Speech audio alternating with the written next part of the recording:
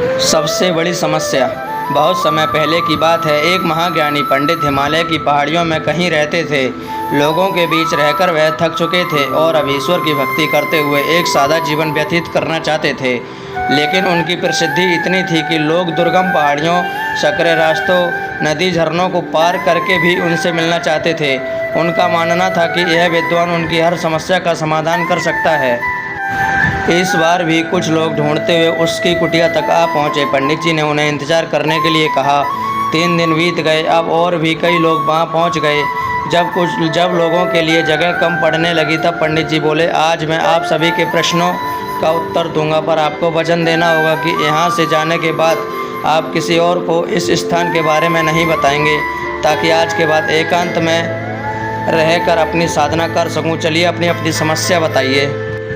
यह सुनते ही किसी ने अपनी परेशानी बतानी शुरू की, लेकिन वह अभी कुछ ही शब्द बोल पाया था कि बीच में किसी और ने अपनी बात कहनी शुरू कर दी।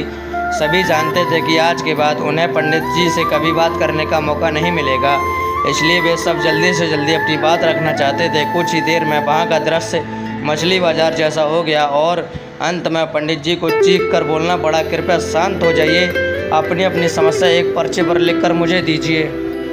सभी ने अपनी अपनी समस्याएं लिखकर आगे बढ़ा दी। पंडित जी ने सारे पर्चे लिए और उन्हें एक टोकरी में डालकर मिला दिया और बोले, इस टोकरी को एक दूसरे को पास कीजिए। हर व्यक्ति एक एक पर्ची उठाएगा और उसे पढ़ेगा। उसके बाद उसे निर्णय लेना होगा कि क्या वे अपनी समस्या को इस समस्या से बदलना चाहते हैं।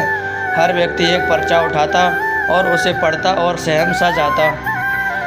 एक एक करके सभी ने पर्चियाँ देख लीं, पर कोई भी अपनी समस्या के बदले किसी और की समस्या लेने को तैयार नहीं हुआ। सबका यही सोचना था कि उनकी अपनी समस्या चाहे कितनी भी बड़ी क्यों ना हो, बाकी लोगों की समस्या जितनी गंभीर नहीं है। 2 घंटे बाद सभी अपनी अपनी पर्ची हाथ में लिए लौटने लगे। वे खुश थे कि उनकी समस्या उतनी बड़ी नहीं थी जितना वे सोच रहे थे।